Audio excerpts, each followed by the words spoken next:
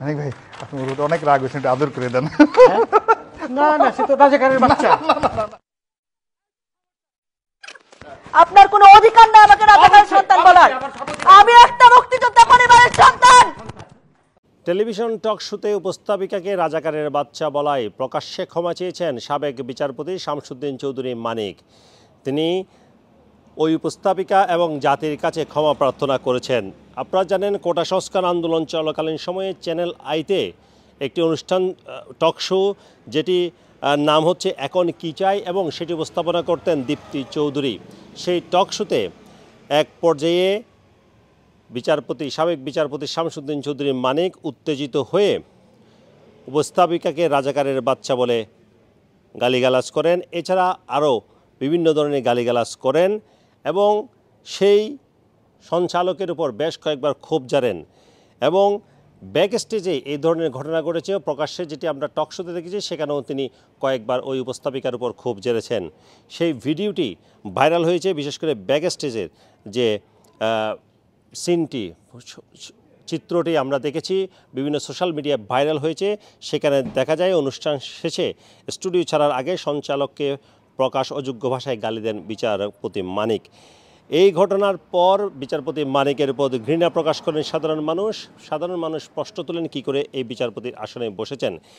এই ঘটনায় প্রকাশ্যে এবং সংশ্লিষ্ট সঞ্চালকের কাছে ক্ষমা চাইতে রবিবার আইনি নোটিশ পাঠানো হয়েছে ফাউন্ডেশন ফর ল অ্যান্ড ডেভেলপমেন্টের পক্ষ থেকে সুপ্রিম কোর্টের জ্যেষ্ঠ আইনজীবী ফাউজিয়া করিম ফিরোজ।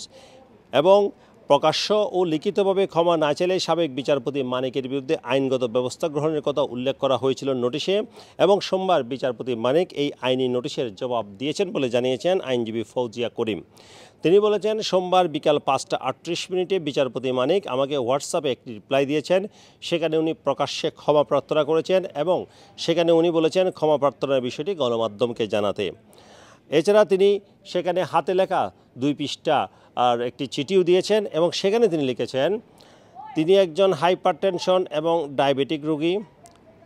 টক শোর দিন তাকে অনেক লম্বা পথ হেঁটে প্রোগ্রামে অংশগ্রহণ করতে হয়েছিল, ফলে তার ব্লাড সুগার নেমে যায় এবং ব্লাড প্রেশার বেড়ে যায় এবং একই সঙ্গে তিনি প্রচুর ক্লান্ত বোধ করছিলেন, যার কারণে তিনি নিজের উপর নিয়ন্ত্রণ হারিয়ে ফেলেছিলেন।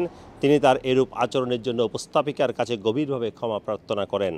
ক্ষমা চাওয়ার বিষয়টি নিয়ে বিভিন্ন গণমাধ্যম থেকে উপস্থাপিকা দীপ্তি চৌধুরীর কাছে যোগাযোগ করা হয়। তিনি বলেছেন, যে কোনো অন্যায়ের বিরুদ্ধে প্রতিবাদ করার পক্ষে আমি বিশ্বাস করি আমার মতো সাধারণ মানুষও তাই। তারা বিষয়টি নিয়ে সামাজিক মাধ্যমে কথা বলেছেন, বিচার চেয়েছেন, এটা অবশ্যই অন্যায়ের বিরুদ্ধে বলা। তিনি আরও বলেন, বিষয়টি আমি ব্যক্তিগতভাবে যেন কেউ না দেখে, আমি মনে করি সামগ্রিকভাবে অন্যায়ের বিরুদ্ধে কথা বলেছেন সব ধরনের মানুষ, তাই আমার চাওয়া কেউ যেন এটা দীপ্তি চৌধুরীর বিষয় হিসেবে না নেন। বিচারপতি মানিক ক্ষমা চেয়েছেন, এখন দীপ্তি চৌধুরী কি ক্ষমা করবেন এমন প্রশ্নের উত্তরে তিনি বলেন, যে কোনো মানুষ ক্ষমা প্রার্থনা করলে তাকে স্বাগত জানানোই উচিত। ব্যক্তিগতভাবে আমিও হিংসা বা ক্ষোভ পুষে রাখার পক্ষে নয়। দীপ্তি চৌধুরী চ্যানেল আইয়ে এখন কি চাই নামে একটি অনুষ্ঠান উপস্থাপন করেন, যেখানে সাধারণ মানুষ থেকে শুরু করে সব শ্রেণী পেশার মানুষ জানাবেন তারা কি আসলে এই মুহূর্তে কি চান।